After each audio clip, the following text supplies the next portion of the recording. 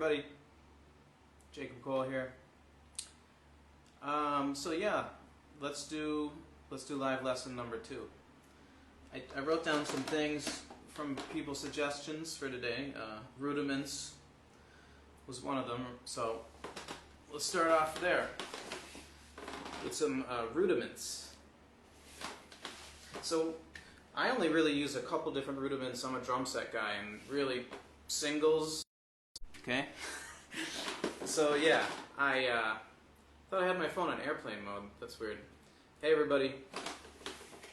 So yeah, rudiments I use are singles, doubles, threes, fours, paradiddles, double paradiddles, paradiddle diddles, which is one of my favorites. That's in different combinations. I'm not such like a crazy rudiment guy. There's so many different rudiments that are out there. But you know, singles just alternating is a good place to start with your finger of choice, or you could switch between fingers even. Right, so that's just right, left, right, left, right, left as singles.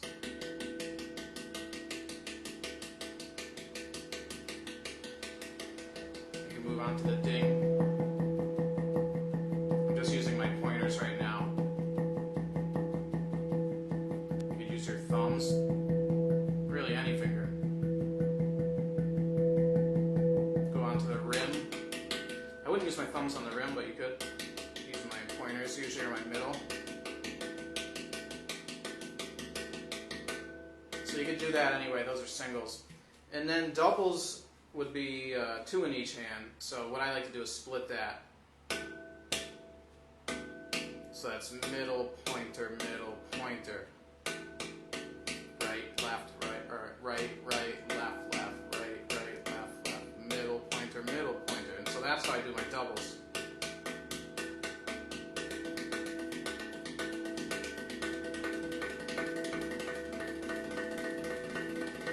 Once you get it rolling, your tendons are just kind of, you can feel them pulling against each other in a linear way. Of course, it's hard to do it with velocity, so you kind of have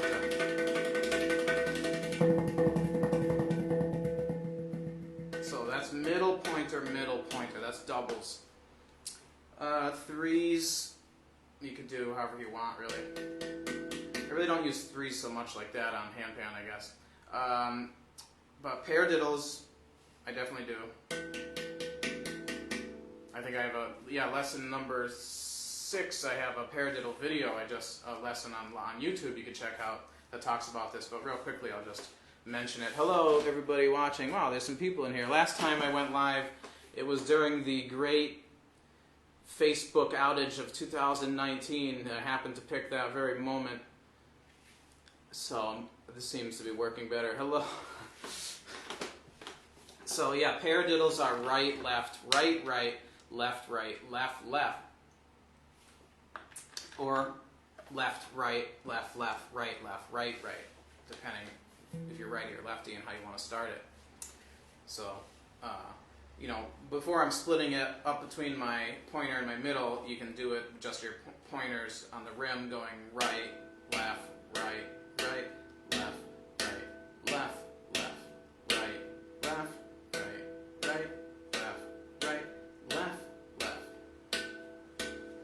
and you can watch lesson number 6 to really get good at that. But once you get real good at the paradiddle and get it in your muscle memory, which is something super important that I want to talk about. Hey, hello. We have hello, James William. Oh man, James William, the Canadian, crazy Canadian. So right, left, left. Gets split up to pointer, middle, pointer, and then the opposite.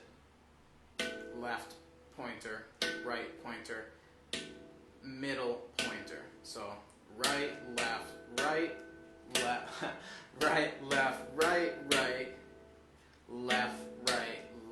left.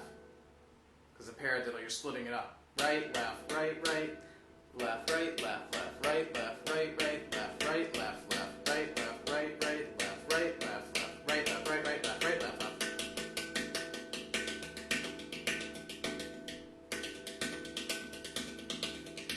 And you can kind of do it however you want. Sometimes I even switch it up between what I'm doing, as long as you're getting that flow of the right, left, right, right, left, right, left, left. Because then when you go fast, kind of like how doubles, you're just going to feel it start to pull in a linear way against all your ligaments. Is that what they're called? You can put a bass and a snare.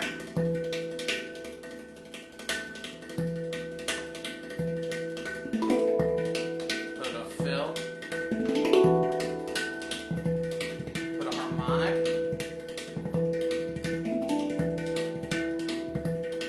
So yeah, paradiddles are really cool. Hello. All right. Double paradiddle, same thing, but it's right, left, an extra right, left at the beginning. Hi. Hello. Right, left, right, left, right, right, and then left, right, left, right, left, left. Double paradiddle. Right, left, right, left, right, right, left, right, left, right, left, left. Right, left, right, left, right, right. Left, right, left, right, left, left. So right, left, right, left, right, right, left, right, left, right, left, left, right, left, right, left, right, right, left, right, left, right, left, left, right, left, right, left, right, right, left, right, left, right, left, left. And this is a good old 6/8 feel. It's cool to put it on the bass on 1. Hello. Hello from Thailand. Cool. Hello from Scranton. Scranton. I play handpan. So, what was I talking about? Double paradiddle equals 6/8. You could split that apart. I've never really done this before. Let's see.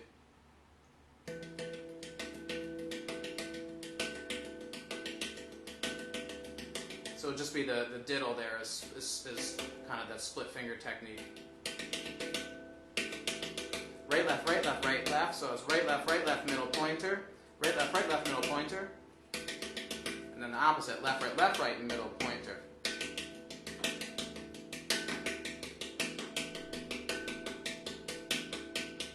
Right, left, middle pointer. Left, right, middle pointer. Right, left, middle pointer. Left, right, middle pointer. Right, left. Right, left. Left, right. Right, left. And then you can put that bass drum on 1, and then the snare on the beginning of the left double paradiddle.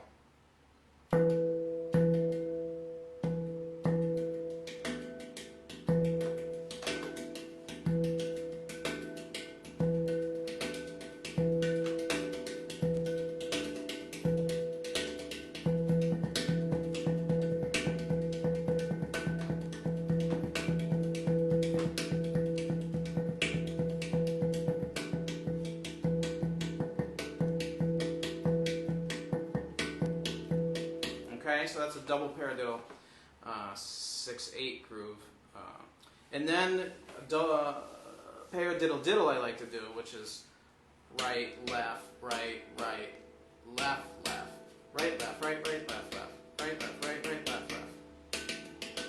So you would loop that right, left, right, left, left. Right, left, right, left, right. Right, left, right, left, left. Right, left, right, left, left.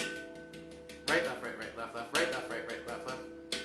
So it's a paradiddle with a left diddle attached to it. Right, left, left. Right, left, right, left, left. Right, left, right, left, left. Right, left, right, left, left. Right, left, right, left, left. So I like to split that apart on the diddles, right? Right, left, right. So you'd split it there. Right, left, middle, pointer, and then another diddle for the left diddle. Right, left, middle, pointer, middle, pointer. Right, left, middle, pointer, middle, pointer. Right, left, middle, pointer, middle, pointer. Paradiddle, diddle, paradiddle, diddle, paradiddle, diddle, paradiddle, diddle, paradiddle, diddle, paradiddle, diddle. And you get a nice whipping sensation from the left diddle. You can kind of power up to get your accent with that whip based on one.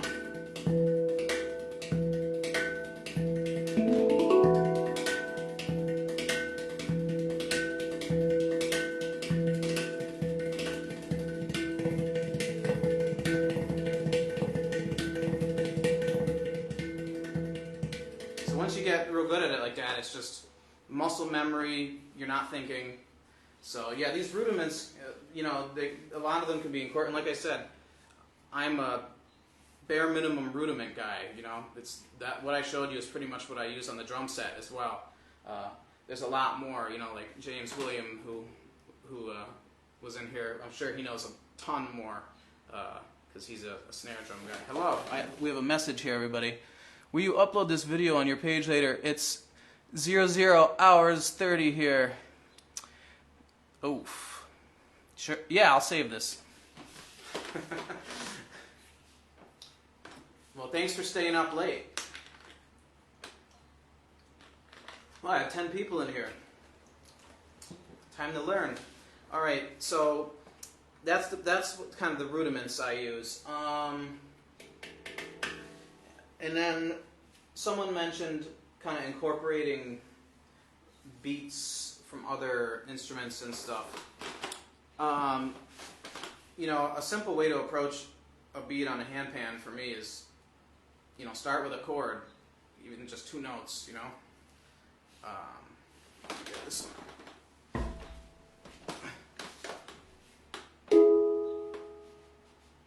And then another chord. Feel that time. 2, 3, 4. 1, 2, 3, 4. 1, 2, 3, 4. 1, 2. So we're putting the snare on 2, and you can pick it on the side, on the interstitial space, or on the rim of the ding, the outside of the rim. 1, 2, 3, 4. 1, 2. Whoops. 3, 4. 1, 2, 3, 4. 1, 2, 3, 4. 1, 2, 3, 4. Now we're going to put the snare on 2 and 4. So then you have that. That's your backbeat. Switching chords on 1.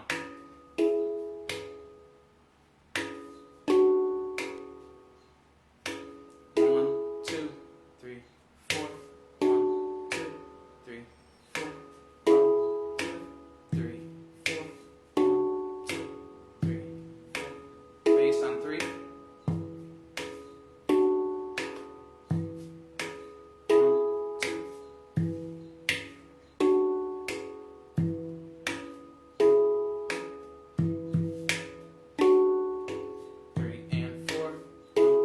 3 and 4. Everybody keeping up? 1, 2, 3 and 4. 1, 2, 3 and 4. 1, 2, 3 and 4. 1, 2, 3 and 4. Add a little fill if you want. Always got to keep 2 and 4 going.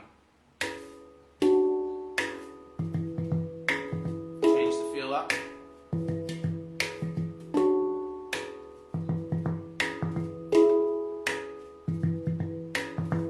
But 2 and 4 are still the same.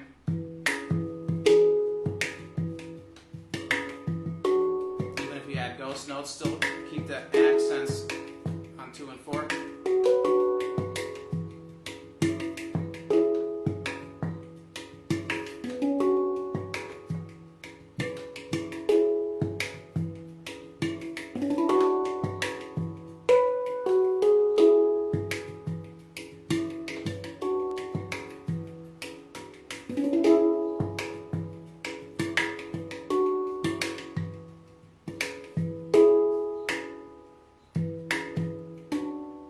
Keep it 2 and 4. You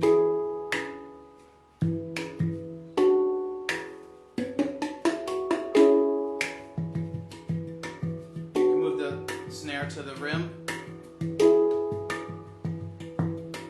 That lets you do kind of more ding focused grooves. I like to alternate my ding with my thumbs.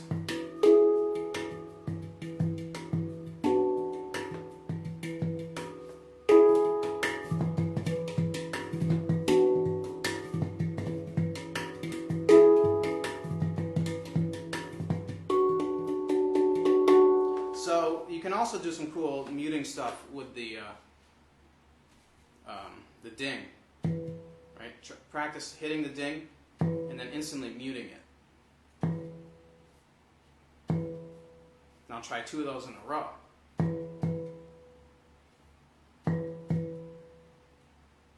Bass mute, bass mute.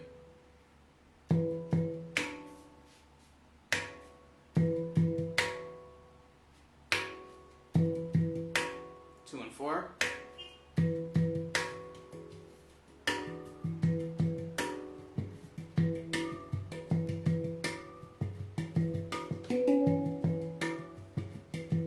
Right, we don't always want to have our grooves all open, you know? It's nice to throw in those dynamics. I think that's what really makes certain grooves stand out.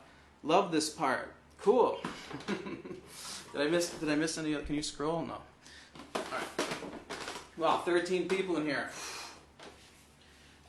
So yeah, so you know that's kind of a good approach, I think. You know, from a drummer's standpoint, you gotta keep the backbeat, you know, and know where 1 is.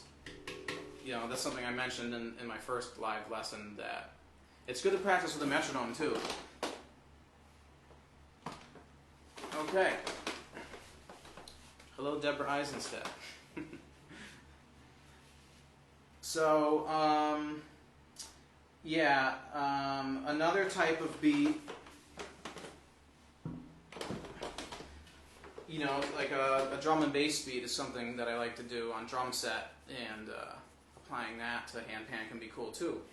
So here's a little demonstration, and I'll kind of try and deconstruct it.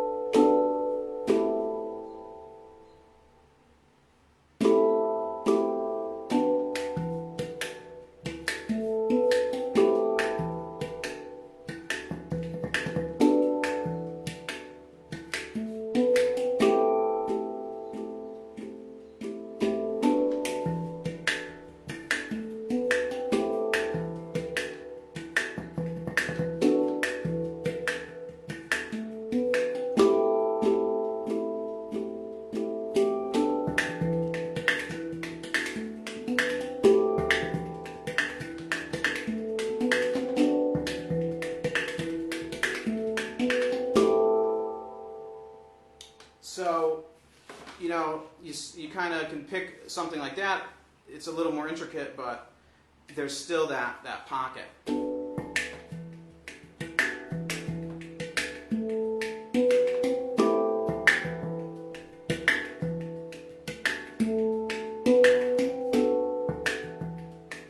Right, switching back between 2 or more chords. And yeah, it really just comes down to, you know, are you able to keep a groove in a pocket, you know? We have a big comment here. Hello, you managed to tune in? Great. You have a word salad. Sounds good. I've been eating a lot of salads lately, actually. So yeah, you know, that's kind of a little, you can do that.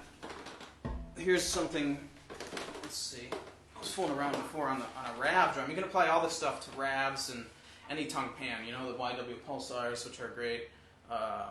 So here's a little, some grooves on here, and you can kind of see something funky maybe.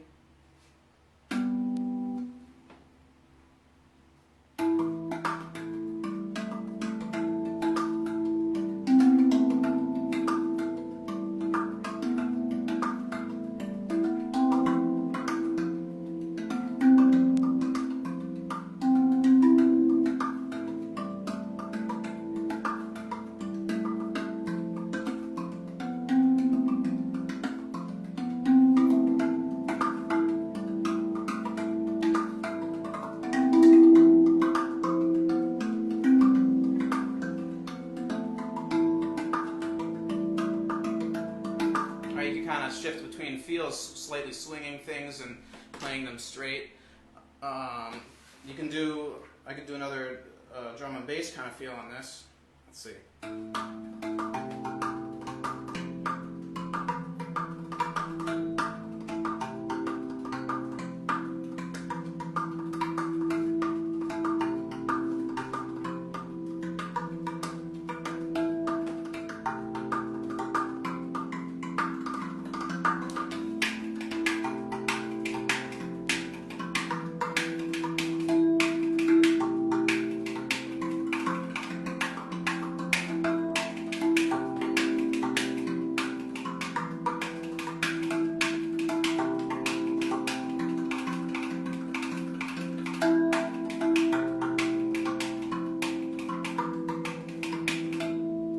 So you can switch snares from underneath to top to kind of change it up. But the main thing is when you're doing a drum and bass like that, I'll do it, try and do it slow. I'm keeping, you know, the beat and the bass line. So here's without like the ghost notes. You know, the basic feel of it is like.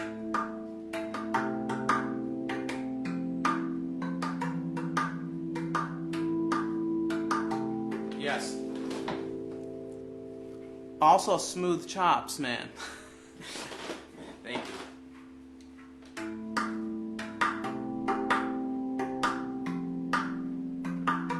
Right, what does it come back to? It's still the 2 and the 4, right? Everything else in between is just trickery, right?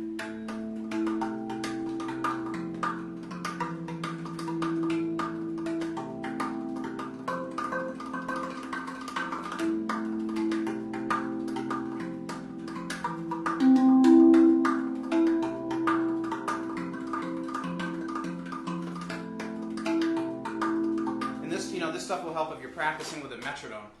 I'll try and set up a metronome for my next live session, so you know we can make sure I'm staying on. But you know, I've practiced this stuff with a metronome a lot, so you know, I kind of got a feel for you know what is happening. So yeah, so that the basic you know outline of that is.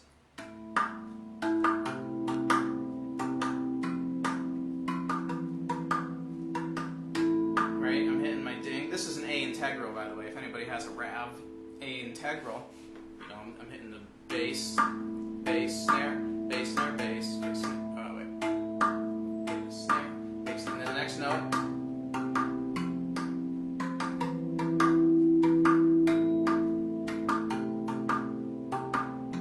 So you're keeping a bass line as you're, it's hard to talk and play. You're keeping a bass line as you're keeping the groove steady, right?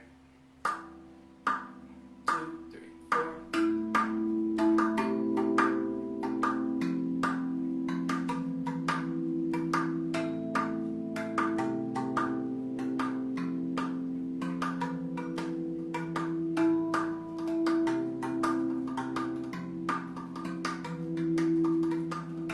Little ghost notes there you can add in.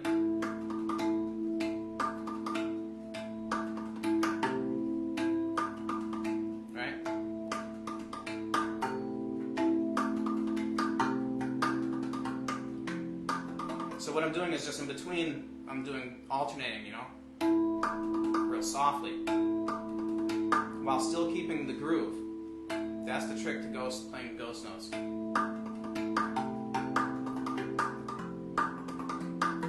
It just kind of helps the groove come to life instead of it just being.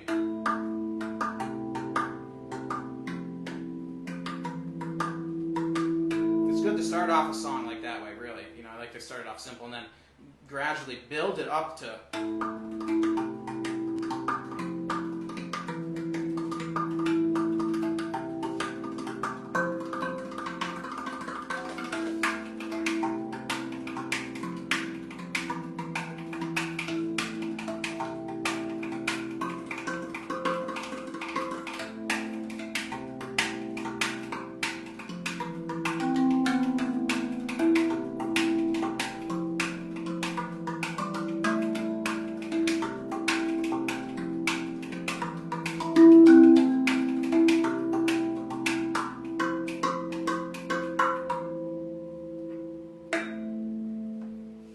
So yeah, drum and bass grooves are really fun. There's another one I like to do on this other rap. The other rap I have is a G pygmy. Turn it sideways, you could kind of do another similar thing.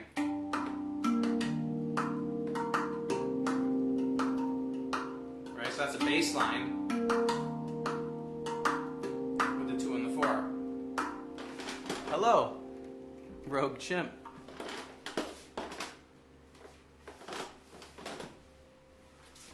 What are you laughing at, Kristen? All right. So yeah, here's a different on my Rav G pygmy.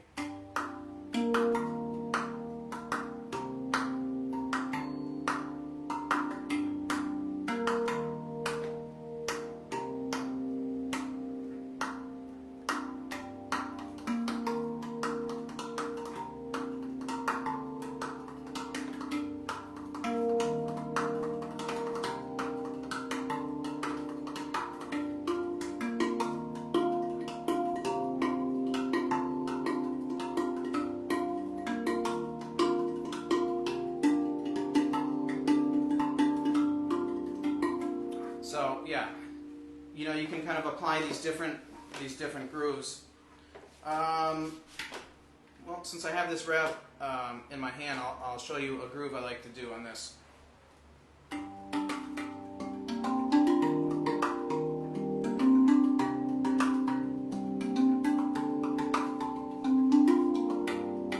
Right, keeping track of a steady snare.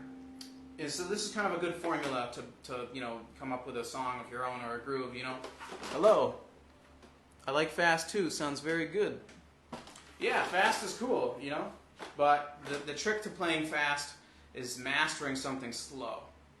So once you know, have mastered any groove, you know, be it, you know,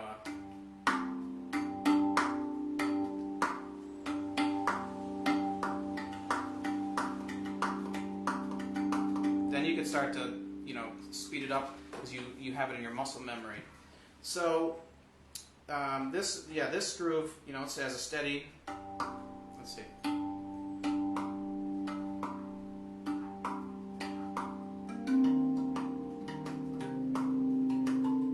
Steady bass line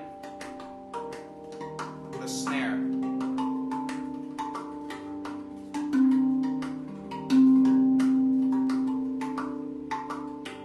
So that's not how it goes. that's that other beat I was just doing. That's it.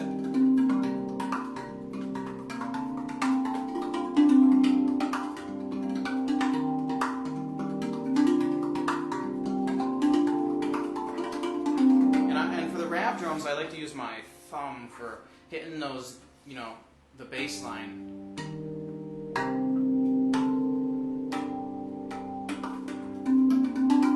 Top notes kind of fill in the melody, right?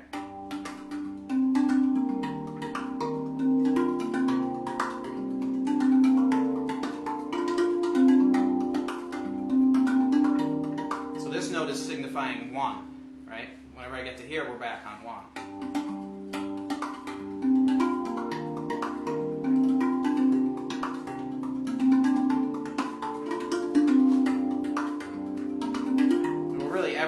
Every bass line is a 1 of the measure, but this is the 1 of the whole groove.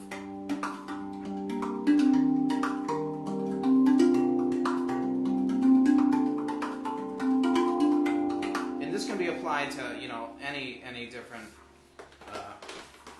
instrument, tongue pan, handpan.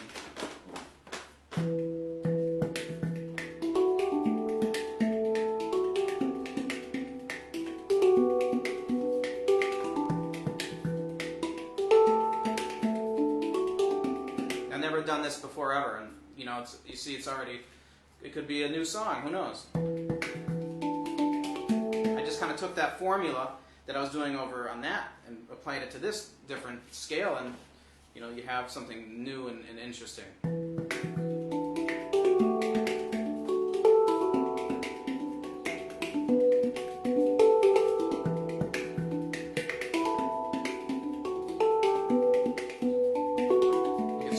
You know?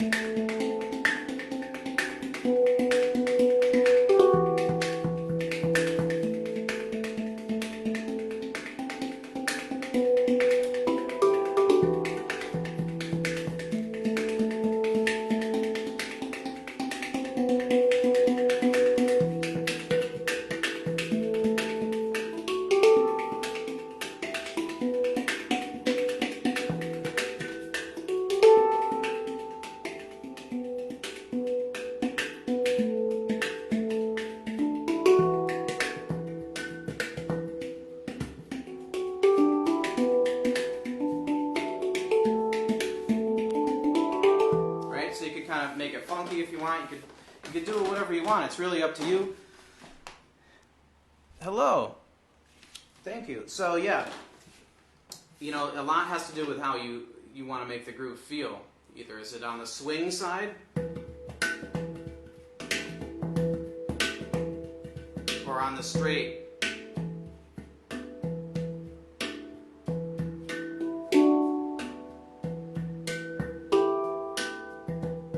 Or swung.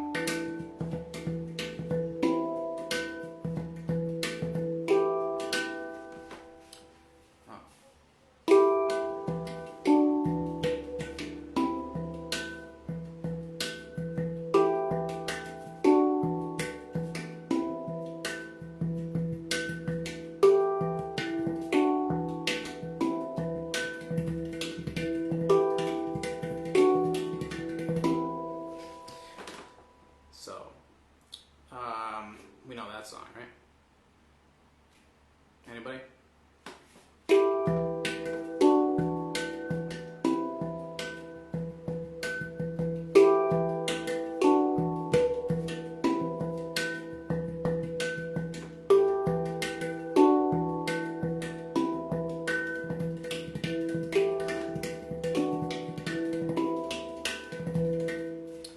Journey. All right. So yeah, thanks everybody for joining me. I don't know what else. Anybody want me to talk about anything else before I peace out? I don't think I can scroll. Oh, I can scroll. Cool. I'm glad everybody's here hanging out. You can apply many different feels to the handpan, you know.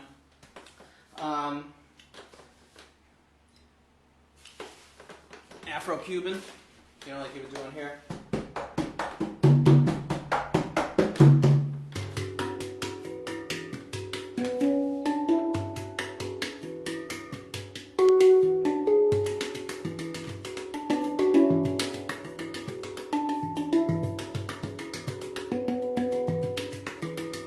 Obviously, you know, when you're playing handpan, you want to use a lighter touch and more of your fingers than your whole hand, you know. So instead of going, you know, I'm just doing like a light. And you don't want to leave your hand on the ding too long because you'll make it go flat temporarily.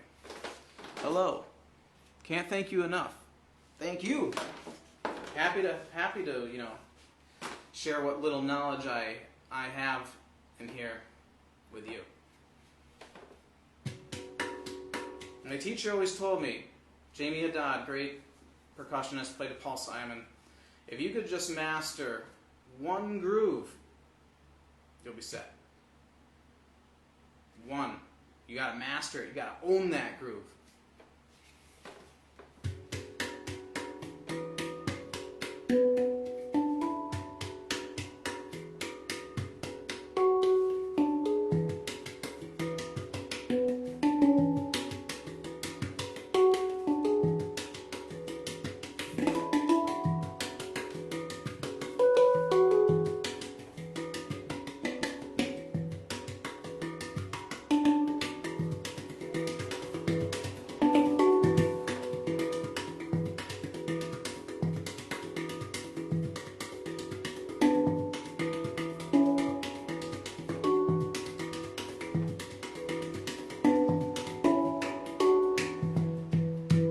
So, you know, you could do many different feels. Oh, you hear it's a little flat? I got a little carried away. Well, I'll play something without a ding.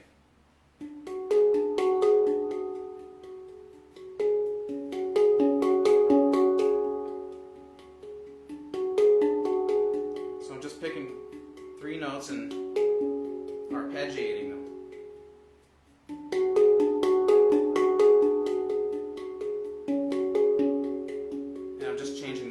Lower note every time.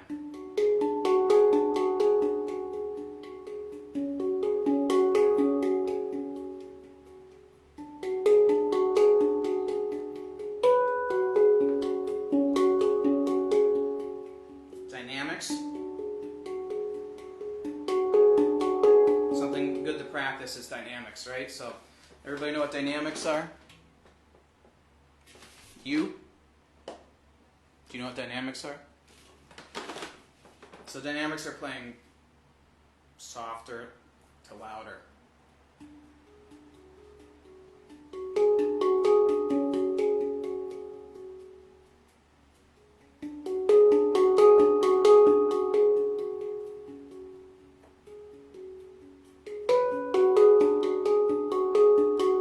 It's a good way to show emotion in your playing. No, you didn't know. My wife didn't know. Scott Ho, you don't know? Scott Ho, you don't know. Well, now you do. Dynamics, very important to convey emotion. And just to make something more interesting, so it's not just...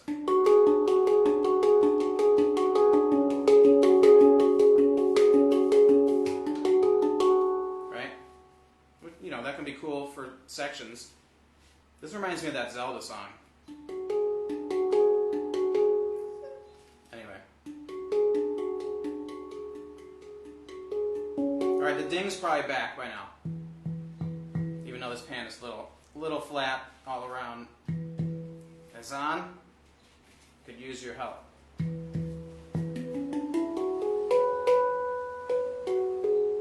So, what was I going to show you with this ding?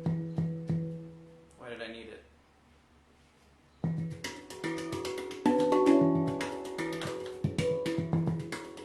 So on this pan I really like to do these kind of African-y, I don't know, you know, every scale has its own kind of nice feel. So this one, for some reason, I really like to do in the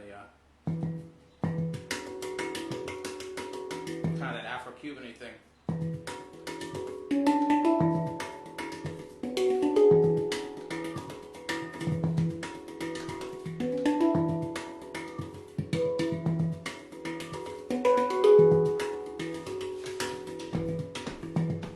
I'm still keeping track of where the downbeat is, right? I'm hitting it on this rim here.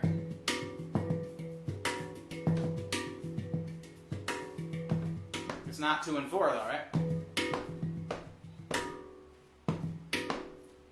It's on 4 and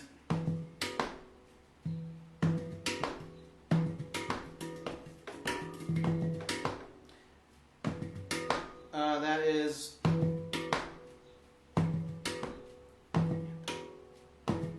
of 1. And up, yeah.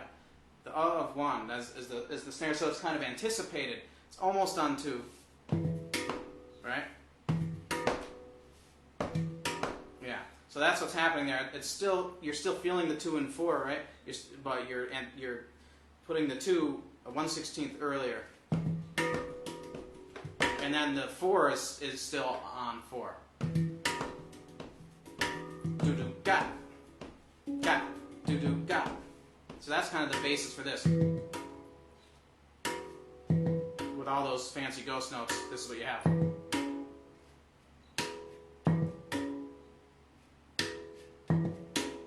Right?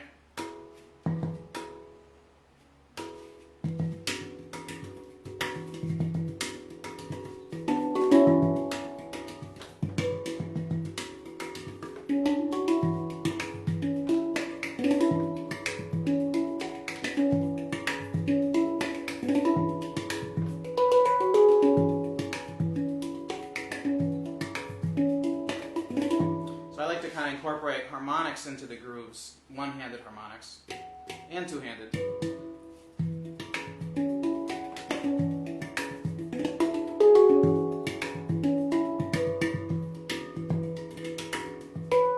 Okay, so yeah, I think I kind of covered a lot of stuff today.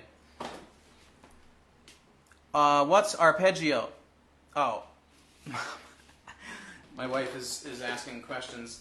I think she knows what this is, but I will show anyway. Arpeggios are a chord played not at the same time, but connected by 16ths.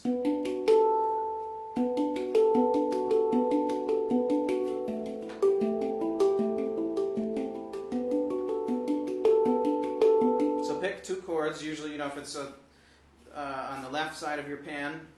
Right now I'm going down from the lower note up with my thumb, middle, thumb, middle. Right? Thumb, middle, thumb, middle, thumb, middle, thumb, middle. So that's how I'm repeating it. Thumb, middle, thumb, middle.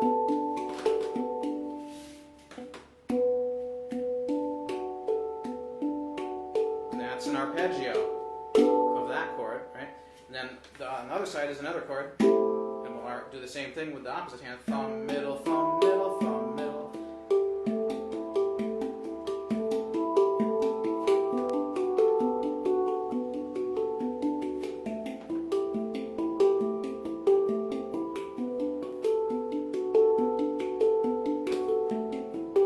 So that's an arpeggio.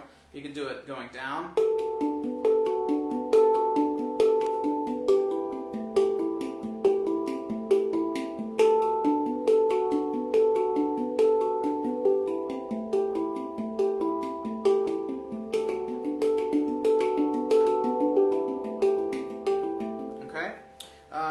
You can also go up and down.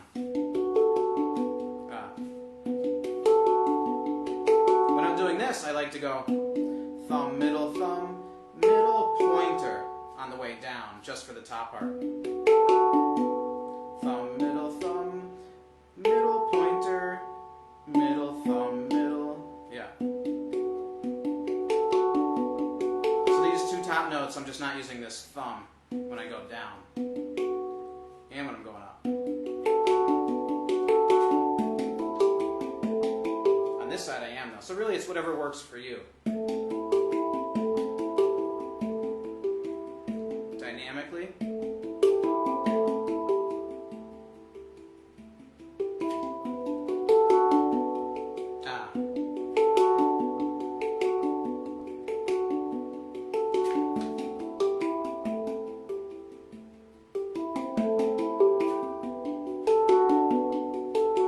Something to loop and then lay a beat over, but still have to explore my new loop pedal.